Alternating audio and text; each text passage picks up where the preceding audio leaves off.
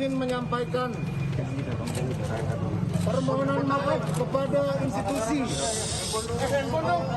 terkait peristiwa yang terjadi di rumah dinas saya di Duren 3. Kemudian yang kedua, saya selaku ciptaan Tuhan menyampaikan permohonan maaf kepada institusi Polri.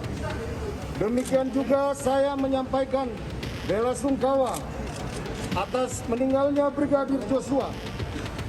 Semoga keluarga diberikan kekuatan.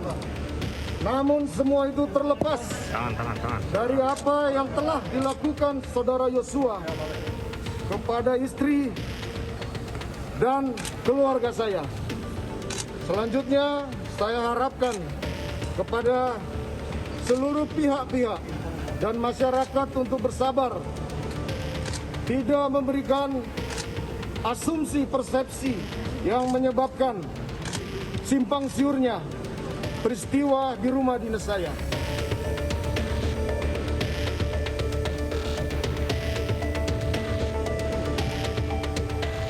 Saya mohon doa agar istri saya segera pulih dari trauma dan anak-anak saya juga bisa melewati kondisi ini. Sekian dan terima kasih. Pak, kapan akan diperiksa, Pak? Kapan akan diperiksa? Pak, ada yang menjadi tersangka, tanggapannya? Pemirsa, pemeriksaan terhadap Irjen Ferdy Sambo telah selesai 1,5 jam yang lalu. Kadif Propam nonaktif itu memenuhi panggilan penyidik Bareskrim Polri sebagai saksi dalam kasus polisi tembak polisi yang terjadi di rumah dinasnya. Sementara satu tersangka telah ditetapkan dalam kasus ini. Dia adalah Barada E, ajudan Ferdy Sambo. Saya Ajatul Ratma, Anda menyaksikan MNC News Prime.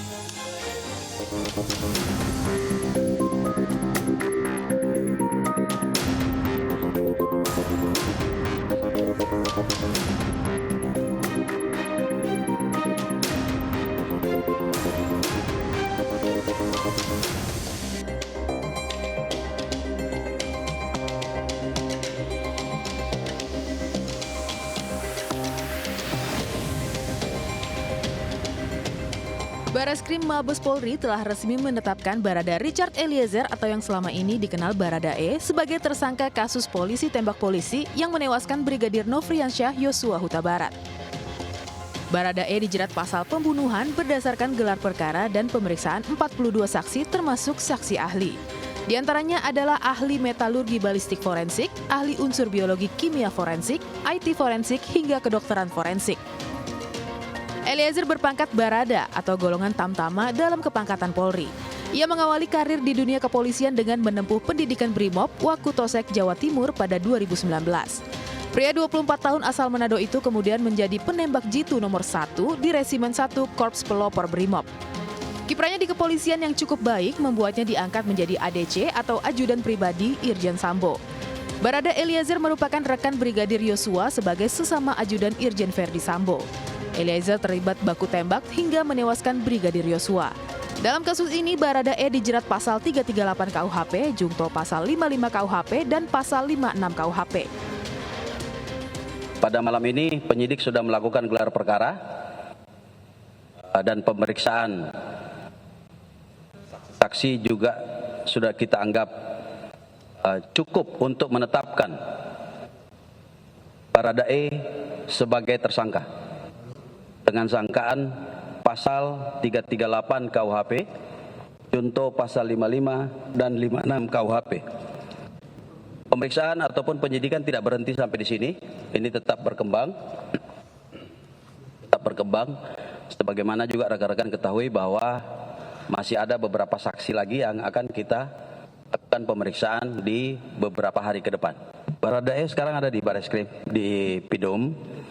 Setelah ditetapkan tersangka, tentu akan dilanjutkan dengan pemeriksaan sebagai tersangka. Dan langsung akan kita tangkap dan akan langsung ditahan. Penyidik sudah menyita sejumlah alat bukti, seperti rekaman CCTV hingga bukti telekomunikasi. Direktorat Pidana Umum Bareskrim Polri juga memiliki inspektorat khusus yang memeriksa seluruh pihak yang terkait di TKP Duren 3. Saat ini Inspektorat Khusus itu telah memeriksa dan mendalami kasus ini secara maraton. Polri memastikan penyidikan kasus penembakan terhadap Brigadir J tetap berlanjut meski Baradae telah ditetapkan sebagai tersangka dan ditahan. Penyidik masih akan terus melakukan pemeriksaan terhadap sejumlah saksi untuk digali keterangannya dalam kasus ini. Usai Baradae ditetapkan sebagai tersangka untuk pertama kalinya, salah satu saksi kunci kasus polisi tembak polisi, yakni Kadif Propam nonaktif Irjen Freddy Sambo, akhirnya diperiksa Bareskrim Polri hari ini. Irjen Freddy Sambo menjadi saksi lantaran tewasnya Brigadir Yosua terjadi di rumah dinasnya. Polisi juga berencana akan segera memeriksa istri dari Freddy Sambo, Putri Chandrawati, yang juga merupakan saksi kunci yang mengetahui detik-detik tewasnya Brigadir Yosua. Untuk pertama kalinya, Irjen Freddy Sambo diperiksa terkait dengan kasus polisi tembak polisi yang terjadi di rumah dinasnya di kawasan Duren 3, Jakarta Selatan. Pemeriksaan terkait dengan dugaan pembunuhan berencana yang dilaporkan oleh keluarga Brigadir Yosua. Beberapa hal yang didalami penyidik dari Sambo diantaranya timeline sebelum kejadian dari Magelang perjalanan ke Jakarta hingga peristiwa 8 Juli di rumah dinasnya yang menewaskan Brigadir Yosua. Meski baru pertama kali diperiksa oleh tim khusus, pemeriksaan kali ini merupakan pemeriksaan Freddy Sambo yang keempat kalinya. Sebelumnya, ia telah diperiksa terlebih dahulu di Polres Metro Jakarta Selatan dan Polda Metro Jaya. Selain Sambo, tim khusus juga berencana segera memeriksa istri dari Irjen Pol Freddy Sambo, Putri Chandrawati, yang merupakan saksi kunci dalam kasus ini. Penetapan Baradae sebagai tersangka dinilai bukan hal yang mengejutkan mengingat sejak awal Baradae disebut sebagai orang yang menyebabkan kematian Brigadir J. Namun dari pasal yang disangkakan muncul pertanyaan, benarkah kuat dugaan ada pihak lain yang turut terlibat? Sudah hadir di studio Sugeng Teguh Santoso, Ketua Indonesia Police Watch. Apa kabar, Mas Sugeng? Sehat, alhamdulillah. Terima kasih sudah bergabung bersama kami, dan melalui sambungan Zoom ada penasehat ahli Kapolri, Irjen Pol Purnawirawan Arianto Sutadi. Selamat malam, Pak Arianto. Selamat malam, Pak. Terima kasih. Saya ingin ke Pak Sugeng terlebih dahulu. Ini sudah ada tersangkanya, hal yang mengejutkan atau analisa Anda seperti apa? Tidak mengejutkan, ya. Tidak mengejutkan karena sejak awal kan Baradae sudah mengakui dia menembak, ya. Yang cukup menjadi sesuatu yang menarik, ya, adalah pengenaan pasal 55 dan 56 KUH pidana selain pasal pokok 338. Ya, baik. Ini menarik. Artinya tidak hanya sendiri begitu. Dan iya, pemirsa, betul. Kita akan lanjutkan setelah ada pernyataan langsung dari Kapolri. Kita akan simak bersama pernyataan yang disampaikan oleh Kapolri Jenderal Polisi Listio Sigit Prabowo.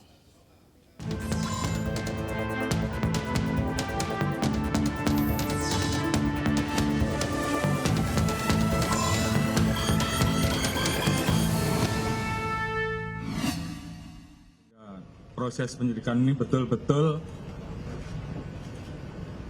bisa dipahami dan masyarakat tentunya menginginkan bahwa proses penyidikan yang kita lakukan juga betul-betul transparan.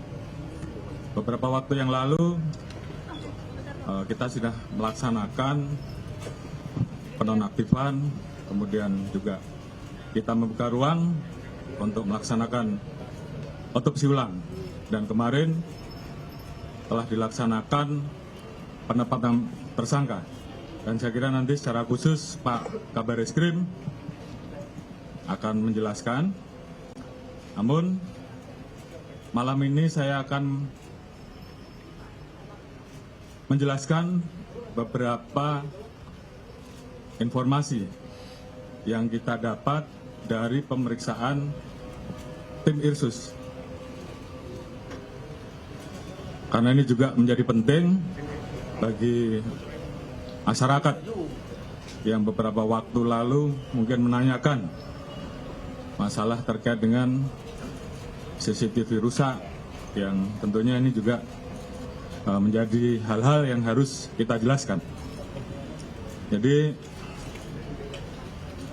tim Irsus yang dipimpin oleh Irwasum telah memeriksa sampai saat ini 25 personel dan proses masih terus berjalan, di mana 25 personil ini kita periksa terkait dengan ketidakprofesionalan dalam penanganan TKP dan juga beberapa hal yang kita anggap bahwa itu membuat proses olah TKP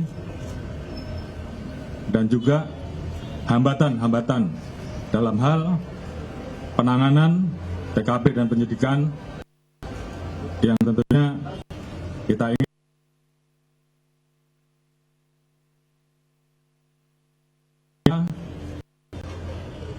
tiga personil Pati Bintang 3, Kombes 5 personil, AKBP 3 personil,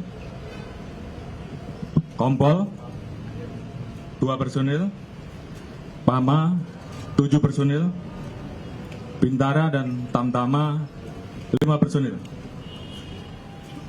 Dari kesatuan di Propam, Polres, dan juga ada beberapa personil dari Polda dan juga ada beberapa personil dari Polda dan juga Bareskrim. Tentunya kita ingin semua proses bisa berjalan dengan baik. Oleh karena itu, terhadap 25 personil yang saat ini telah dilakukan pemeriksaan, kita akan menjalankan proses pemeriksaan terkait dengan pelanggaran kode etik. Dan tentunya apabila ditemukan adanya proses pidana, kita juga akan memproses pidana yang dimaksud. Dan malam hari ini saya akan keluarkan TR khusus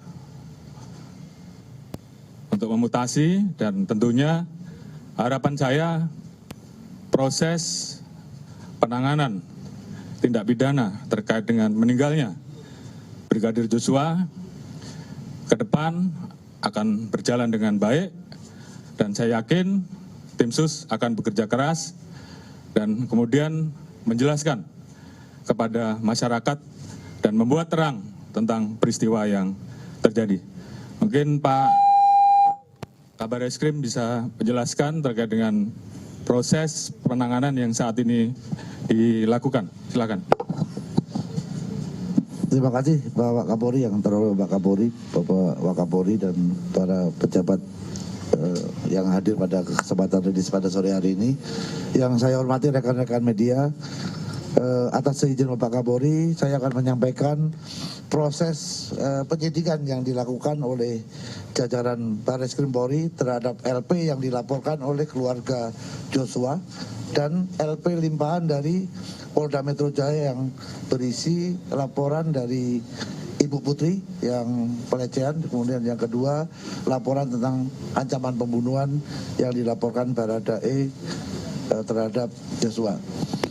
Seperti yang rekan-rekan ketahui bahwa hasil penyidikan yang dilakukan, jajaran Bareskrim sudah memeriksa sampai dengan hari ini 43 saksi. 1 orang sudah ditetapkan sebagai tersangka. Rekan-rekan sudah mengetahui bahwa sangkaan pasal yang diterapkan adalah 338, Yunto 55, Yunto 56. Artinya bahwa kenapa tidak diterapkan 340? Karena ini masih rangkaian proses pendalaman dari temuan-temuan selama pemeriksaan oleh tim khusus yang dilakukan, sehingga tadi sudah disampaikan oleh Bapak Kapolri bahwa 25 personel dari Propam, kemudian dari Bareskrim, ada yang dari Polres dan Polda Metro Jaya sudah menjalani proses pemeriksaan oleh tim Irsus, dan sebagian akan ditempatkan di tempat khusus, dan nantinya apabila ada proses ditemukan pelanggaran pidana daripada perbuatan-perbuatan yang dilakukan, baik itu menghalangi proses penyidikan, menghilangkan barang bukti, menyembunyikan barang bukti, sehingga menghambat proses penyidikan. Nantinya akan setelah menjalani proses pemeriksaan kode etik, rekomendasi daripada Bapak Irwasum nanti akan kita jadikan dasar apakah perlu kita lakukan peningkatan status mereka menjadi bagian daripada para pelaku yang tadi ada pasal 55, 56 adalah ada yang melakukan, turut serta melakukan, menyuruh melakukan perbuatan pidana, atau karena kuasanya dia memberikan perintah untuk terjadinya sesuatu kejahatan, termasuk memberi kesempatan dan memberi bantuan sehingga kejahatan itu bisa terjadi. Ini akan menjadi landasan kita di dalam melakukan proses penyidikan yang kita lakukan, termasuk kami dari tim sus, karena di samping sebagai kabar reskrim saya juga masuk bagian daripada tim sus, juga mendapatkan surat dari penyidik untuk melakukan evaluasi terhadap penanganan laporan polisi limpahan dari Polres ke Polda Metro yang nantinya akan dilakukan evaluasi oleh tim sus secara bersama-sama untuk mengkaji apakah tahapan-tahapan proses yang mereka lakukan sudah sesuai dengan ketentuan atau tidak. Hal ini adalah untuk melaksanakan perintah Bapak Kapolri untuk membuat terang perkara seterang-terangnya sehingga siapapun yang turut serta atau menyuruh melakukan itu akan terbuka. Tentunya memang kendala daripada upaya pembuktian adalah adanya barang bukti yang rusak atau dihilangkan, membuat waktu, membutuhkan waktu kita untuk melakukan penuntasan masalah ini. Kami rasa itu Pak Kapolri. Terima kasih. Oke. Jadi saya kira itu yang jelas bahwa penanganan penyidikan sudah mulai, penetapan tersangka juga sudah dilakukan oleh tim sus. Dan itu tidak berhenti sampai di situ dan terus akan dikembangkan sehingga semuanya kemudian menjadi jelas terkait dengan siapapun yang terlibat di dalam proses tindak pidana tersebut, tentunya kita akan tidak tegas. Mungkin itu yang bisa saya sampaikan. Terima kasih. Wassalamualaikum warahmatullahi wabarakatuh.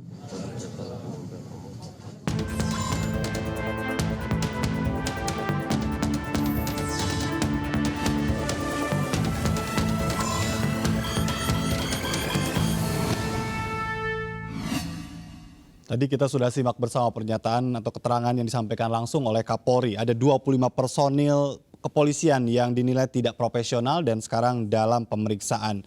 Pak Sugeng, apa ini artinya juga tadi ya menunjukkan pada pasal yang disangkakan kepada Baradae bahwa tidak hanya dia sendiri? Pandangan kami IPW itu terpisah ya.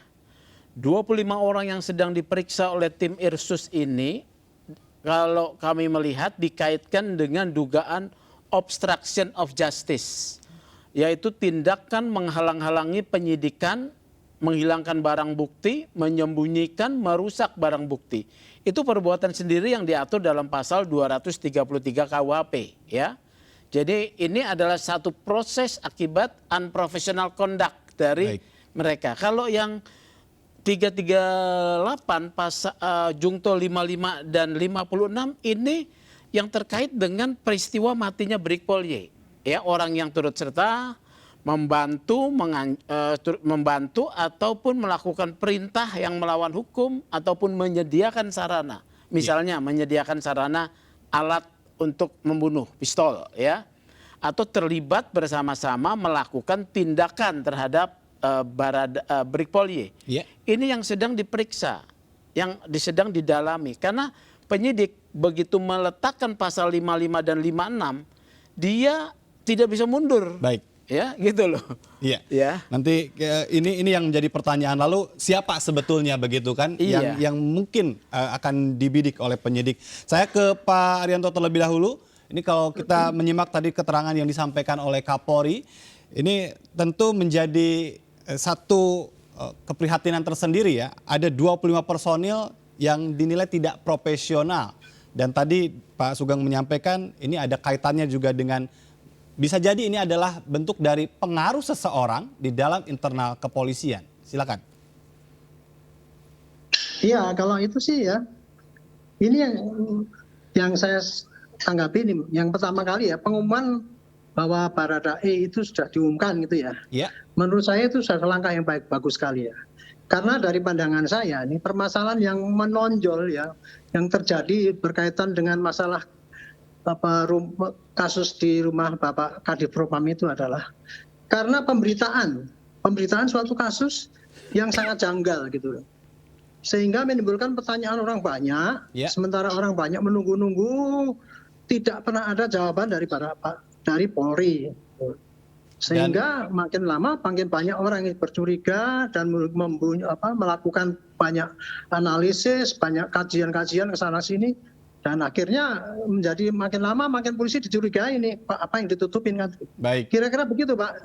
Baik. Kemudian, tapi apakah sulitnya dalam pengungkapan kasus ini juga ada kaitannya dengan ada pihak yang menilai ini adu strategi antar penyidik yang dibentuk oleh Kapolri dengan pihak lain?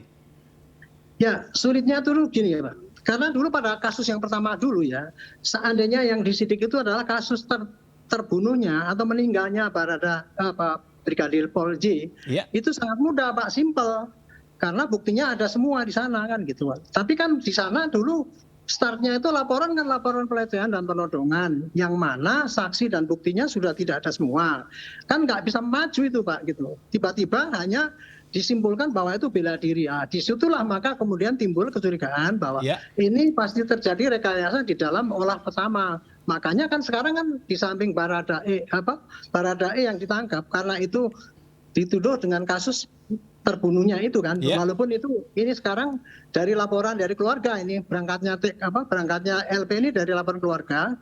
Seandainya dulu dimulai dari laporan yang pertama dengan laporan model A, itu ya sudah selesai pasti sekarang Pak.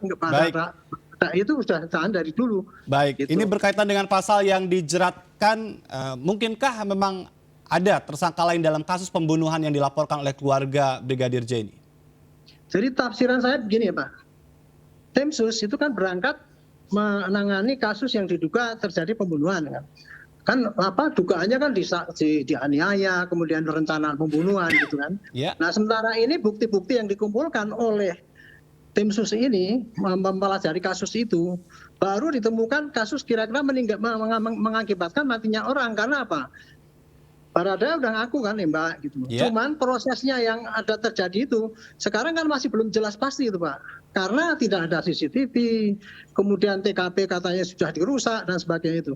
Itulah maka kemudian polisi sementara ya 338 dulu, dan kemungkinan mungkin nanti kalau seandainya ternyata terbukti ada orang lain, mungkin dia peranannya membantu atau ikut serta. Jadi penerapan pasal ini masih bisa berubah Pak, nanti tergantung daripada temuan-temuan berikutnya yang untuk pendalaman daripada kasus ini. Gitu. Jadi belum juga tentu begitu ada tersangka lain sekalipun pasal 5556 ini disangkakan begitu.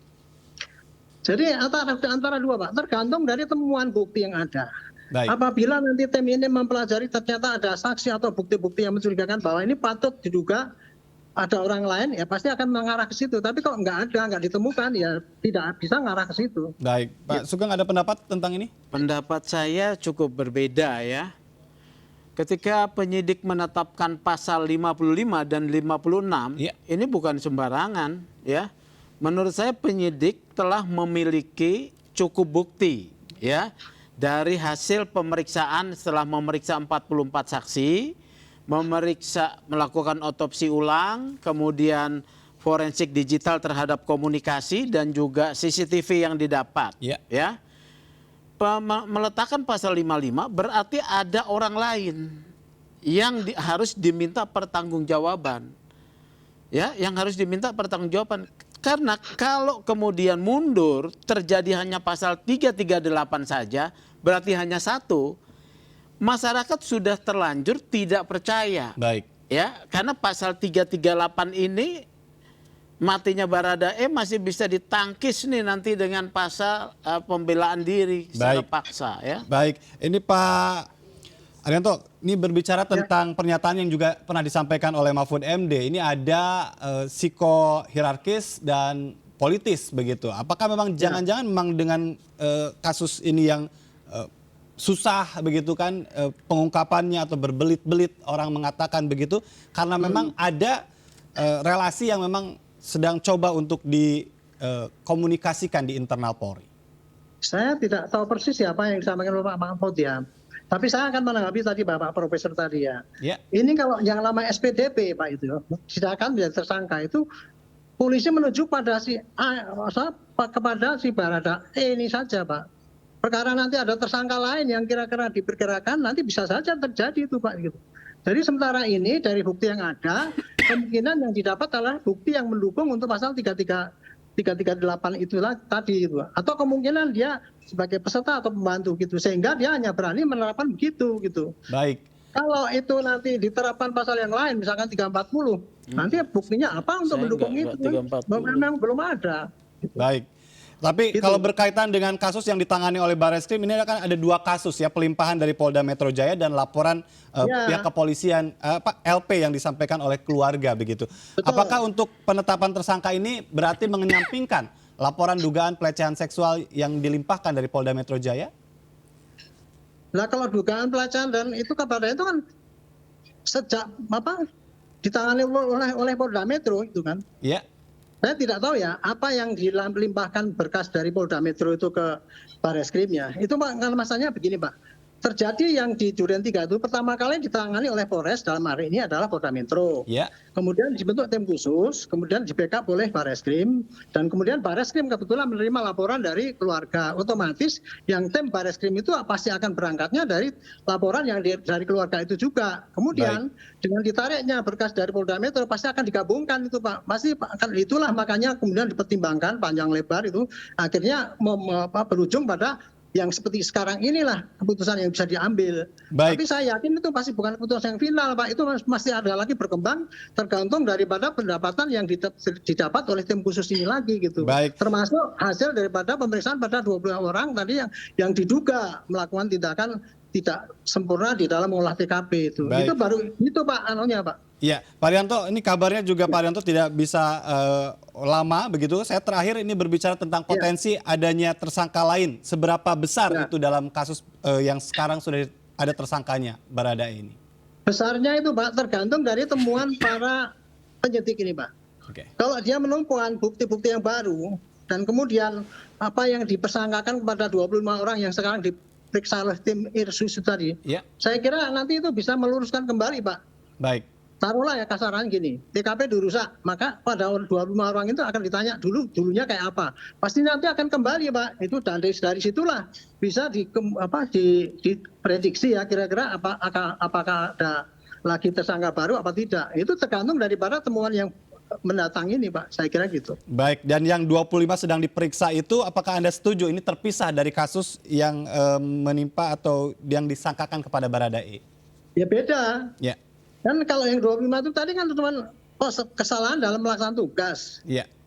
Itu kalau Baradae itu tadi kan pure pada ada orang mati diperiksa itu gitu. Jadi beda nih Pak, ini satu pidana. Cuman nanti itu ya Pak, kalau yang 25 tadi ternyata ada bukan hanya pelanggaran kode etik, ada pidana, itu nanti pasti akan diproses gitu Pak. Baik. Jadi kemungkinan tambah tersangka itu bukan terkait dengan pembunuhan itu juga, tapi juga ada terkait dengan penyalahgunaan ataupun kesalahan prosedur di dalam mengolah TKP itu. Baik, terima kasih atas waktunya Pak Arianto Sutadi sudah bergabung bersama kami, penasihat ahli Kapolri. Nanti kita akan update informasi lagi. Terima kasih sekali lagi untuk waktunya Pak Sugeng. Kita harus break terlebih dahulu, nanti kita akan bahas lebih lanjut lagi. Apakah memang ini ada kaitannya juga dengan adu strategi di internal pihak kepolisian sehingga kasus ini memang cukup rumit dan nampaknya Barreskrim berhati-hati. Tetap bersama kami, tetap di MNC News Prime.